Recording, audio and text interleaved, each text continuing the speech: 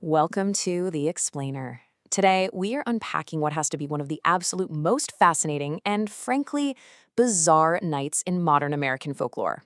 Picture this. We're setting our scene at a totally secluded farmhouse in rural Kentucky, right in the dead heat of the summer of 1955. And what actually went down there on that sticky August night? Well, it goes way, way beyond your standard ghost story. It's actually an event that, believe it or not, completely reshaped pop culture as we know it today. So think about this for a second. What on earth could possibly connect universally beloved, massive blockbusters like E.T., Gremlins, and Poltergeist? I mean, think about their core themes, right? You've got a family under siege, you've got these mischievous little monsters, a benevolent alien visitor. Well, all of those cinematic legends actually trace their DNA straight back to a single, chaotic, and shockingly well-documented night near Hopkinsville, Kentucky, a night when a very real rural family claimed they were literally besieged by creatures from another world. Now, you might be wondering, how do we get from a Kentucky farmhouse all the way to Hollywood? Well, we have to look at a scrapped Steven Spielberg project.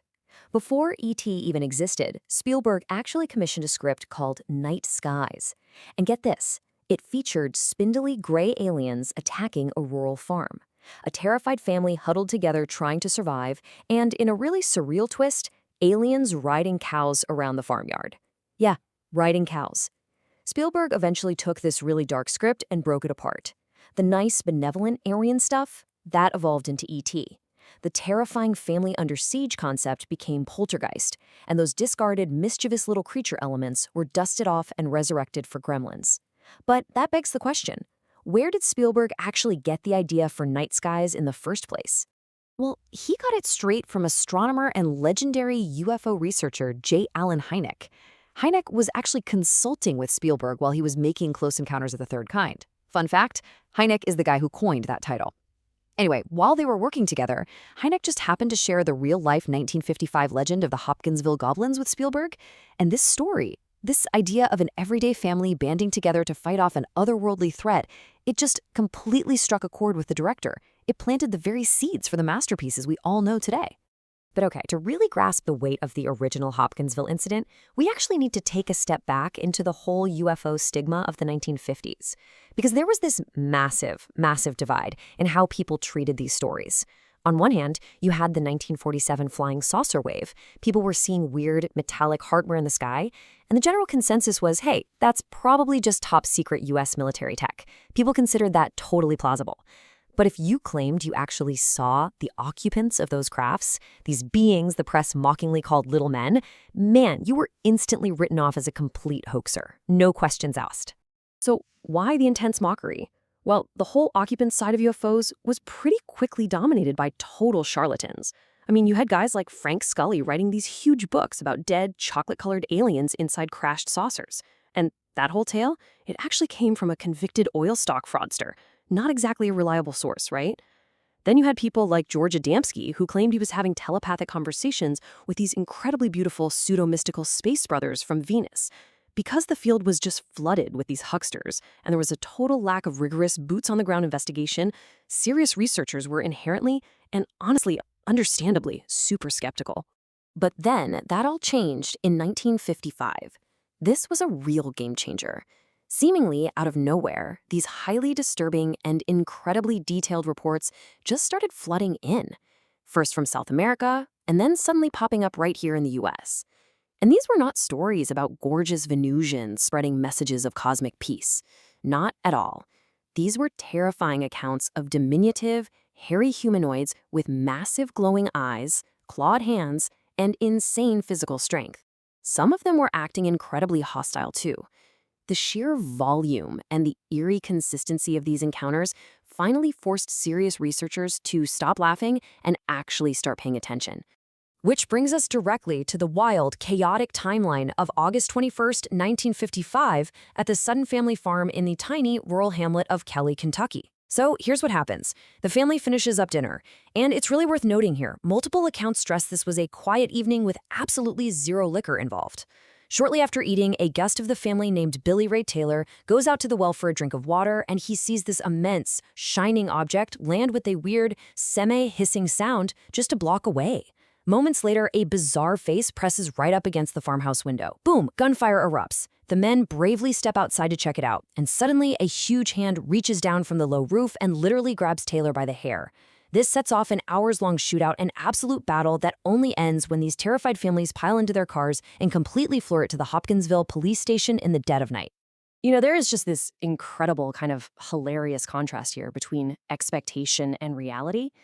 The general public, who'd been primed by all those best-selling sci-fi books, completely expected alien contact to involve these peaceful, enlightened space brothers sharing universal truths. But when the unknown actually drops into rural Kentucky, the reaction is decidedly more practical. Lucky Sutton grabs his 12-gauge shotgun. Billy Ray Taylor grabs a .22 caliber target pistol, and they just open fire to defend their home. They didn't ask for cosmic wisdom. They just wanted these things to get the heck off their porch. So let's look at exactly what they were shooting at. What is the anatomy of a Hopkinsville goblin? Well, based on the frantic testimony of the over a dozen eyewitnesses huddled in that house, they described creatures of a very diminutive size, with these oversized heads and enormous glowing eyes. They had long, spindly arms with hands that were just wildly out of proportion to their bodies, and they appeared to be wearing some sort of shiny metallic plate. But honestly, the most terrifying detail? They were seemingly indestructible. The men reported hitting these creatures with point-blank shotgun blasts, only to see them get knocked backward, totally unharmed. They would either just float gently down to the ground or scurry off into the darkness, only to return a few minutes later. Naturally, after a night like that, the state police and the U.S. Air Force got involved. And sure enough, they found bullet holes and shell casings absolutely everywhere around the property. But there was no physical evidence of the invaders themselves. So how did the military officially handle this? Well, they used the Project Blue Book CP file. And if you're wondering what CP stands for, it literally stood for crackpot. Seriously. It was an automatic classification they used to just categorically dismiss any UFO report that involved crews or occupants. So the Hopkinsville case was given file number 1073, and essentially it was buried. To really understand the mindset of the military at that time, you just have to listen to Captain Edward J. Ruppelt. He was the former head of Project Blue Book. He blatantly admitted, and I quote, "Into this file went all reports from people who had talked with flying saucer crews. By Project Blue Book standards, these were not good UFO reports either." So you see, it wasn't necessarily this massive sinister cover-up. It was really just a bureaucratic reality. To military investigators in the 50s, a story about indestructible little men floating off roofs was simply way too ridiculous to entertain, so it was sidelined by default. But here's the thing. Where the military walked away, private civilian organizations actually stepped in. The Center for UFO Studies, which, by the way, was founded by our guy, J. Allen Hynek, published an incredibly comprehensive report on the event in 1978. Dedicated researchers like Isabel Davis and Ted Blocher spent literally years meticulously investigating the Kelly-Hopkinsville encounter. They interviewed witnesses, mapped out the entire area, and basically treated the family's terrifying ordeal with the serious, scholarly respect that the military absolutely refused to give it. And they didn't just write down a spooky campfire story either. This investigation generated a massively extensive index of data. We're talking cataloged floor plans of the farmhouse, detailed maps of the surrounding fields and gullies, meticulous sightlines from every single window, and multiple comparative sketches drawn directly from the descriptions of different family members.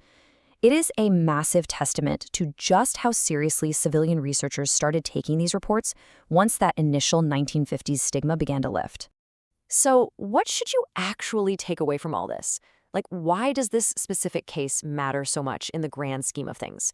Well, here is the real so what. The Air Force's bureaucratic dismissal of the Hopkinsville goblins ironically ended up protecting the story. Think about it. If the military had classified this as a top-secret national security event, it probably would have vanished into a vault forever. Instead, by throwing it into the crackpot file, they pushed the case right out into the public domain, straight into the realm of folklore. It survived for decades in local newspapers, UFO newsletters, and Kentucky legend, perfectly preserved until it finally found its way into the hands of J. Allen Hynek and ultimately Steven Spielberg.